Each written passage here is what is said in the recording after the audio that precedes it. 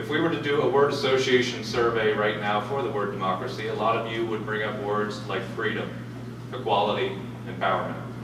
Some of the more political friends amongst the group might choose words like non-hierarchical or the dictatorship of the proletariat.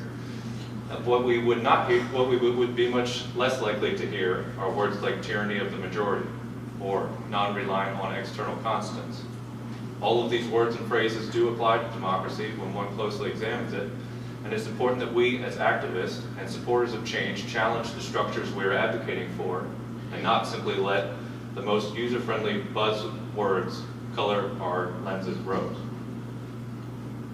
In Plato's Republic, he details a spectrum of governance which includes 5 stages of degradation that occur in sequence. That sequence starts with an aristocracy, which is a society ruled by knowledge, which degrades into a timocracy, a society ruled by honor, then oligarchy, ruled by necessary appetites, then democracy, ruled by unnecessary appetites, and finally a tyranny, which is ruled by unlawful appetites. Again, this is all according to Plato. It's necessary here to also express that I'm no content expert in this material. People spend years and indeed their entire lives studying Plato's ancient philosophical governing structures. I am not. I'm simply a lover of logic. My hope is to appeal to you in an accessible way to your sense of logic using Plato's framework and hopefully have the discussion be a kickoff point for a conversation that we can put to use in our modern day lives. So let's start at the top. Wikipedia describes an aristocracy as a form of government in which power is in the hands of a small, privileged, ruling class. It's easy to completely disregard Plato's 5 regimes based on the seeming bourgeois notion that he puts a ruling elite as the ideal form of governance. But consider the following.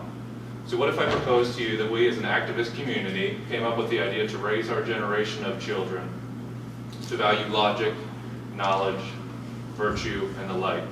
We raise these children intentionally avoiding things like mass media, public schooling, materialism, and SpongeBob SquarePants. We devote our efforts into molding them into citizens being capable of being leaders of our society based on the best information we have available. We then do whatever is necessary to ensure that these children have the opportunity to come into power to rule fairly and justly. And that doesn't sound too bad, right? I think many of you would even see value in such an arrangement, and if you're a parent like I am, you may already be working in this direction. Plato and his students genuinely believed that their pursuit of knowledge was the ultimate, most just ambition that humanity could pursue, which bears a close resemblance to the claims that many of us in this room would make. So I urge you, before you throw Plato out with a bourgeoisie bathwater, consider the similarities between his work and yours if you recontextualize just a bit. So now that we've temporarily suspended our notions of Plato as an elitist prick, let's get back to his thoughts on the declining structures of society. As I've already mentioned, he perceives an aristocracy to be the pinnacle of societal structuring. Because perfection is impossible to achieve, let alone maintain, he assumes that at some point the rulership in an aristocracy will give way to a timocracy, in which personal or selfish attributes start becoming a priority. This shift in focus starts nobly with honor becoming the new greatest good, but serves as the entry point into a downward slide. The introduction of self-importance into rule manifests itself in the form of property and wealth, which of course consolidates over time and paves the way for an oligarchy, which more of you are probably familiar with, and many would contend is what we're facing today in the United States. Plato writes regarding an oligarchy. And so they grow richer and richer, and the more they think of making a fortune, the less they think of virtue. For when riches and virtue are placed together in the scales of balance, the one always rises as the other falls. Democracy comes about when the wealth gap between the rich and the poor reaches a breaking point, and the poor, having a vast numerical advantage, rise up and revolt and overthrow the oligarchy. Yes, right? Having successfully thrown out the government, the populace seeks to spread power as broadly as possible. The citizens in a democracy, given some modicum of power and freedom, take self-expression and self-direction to brand new levels, and the world is a wonderfully colorful and varied place for a time, and freedom reigns. But over time, the lust for freedom gives rise to self-importance, and the population begins to regard anarchy as freedom, extravagance as magnificence, and shamelessness as courage. The power vacuum created by this open access to individual freedom gives birth to the tyrant.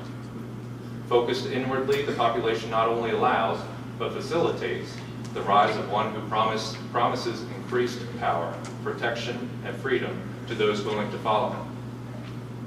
Lacking an understanding of the virtue required for just rulership, the people support their newly crowned champion and are the unknowing architects of the tyranny that follows. So Plato's five regimes is worthy of entire events in and of itself, but I simply wanted to provide that framework to ask the question. Should individual freedom be our highest order quest, or does it serve as a distraction that just happens to appeal to our primitive nature to try to gain the upper hand over one another?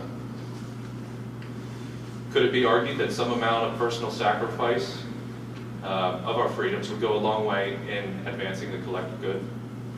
There's a very American notion that individuality is what defines us, and to be beholden to the collective is to self-regulate and hinder our individual successes.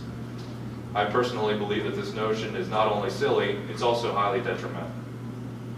We are collectivist creatures, pure and simple.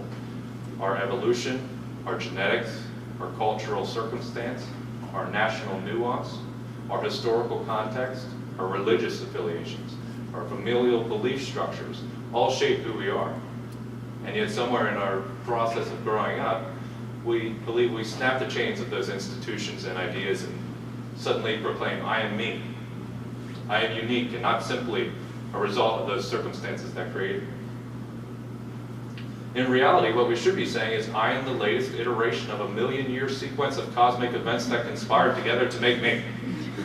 And what could possibly be more empowering than that? To acknowledge that you are the product of a multi-million-year process that is doing its best to perfect itself. Your life is an attempt at cosmic perfection. I would say that again. Your life is an attempt at cosmic perfection. Acknowledging our lives as a point in this sequence implies that our greatest good or higher calling is to optimize the conditions for the sequence to continue forward. Our mission as a species should always be to lay the strongest foundation for future generations. With this revised perspective on the importance of self, we must now re-examine the importance of individual freedoms, the political application of which is commonly referred to as democracy. Democracy assumes that the greatest good is spoken to by a majority rules vote and places human preference as the supreme deciding mechanism in the direction in which society moves. This becomes problematic when the majority of the population has lost touch with the intrinsic requirements of living on this planet. For example, we have collectively made the decision to continue pursuing fossil fuels for their perceived ease of acquisition and relatively low cost. We've democratically elected mass surveillance of innocent citizens. We've given consent through our lack of significant opposition to the United States' pursuit of imperialism on the global stage. Wrapped up in the promise of personal freedoms and drunk on the illusion of a democratic empowerment, we've stood by while our country pillages the world. We've insulated ourselves from the reality that our habits and choices have ramifications that ripple through the rest of this planet in devastating fashion. We have been spectators, endlessly purchasing tickets to front row seats to witness the race to the bottom. And we've done all this from deep inside the Trojan horse that we've named democracy. Despite saying all that, I do still believe that democracy in its truest form is worth fighting for, but it must be seen as a means and not an end. We, as a species, need to tune in to the song of the earth and raise our voice in chorus to hers. We, as a species, must pay homage to our evolution and start realizing that we are at a fork in the road for our future. Either we continue on course, chasing individual desires, further isolating ourselves to the detriment of our environment, or we pull back the lens and proclaim, as Thomas Paine has, "The world is my country, all mankind are my brethren, and to do good is my religion.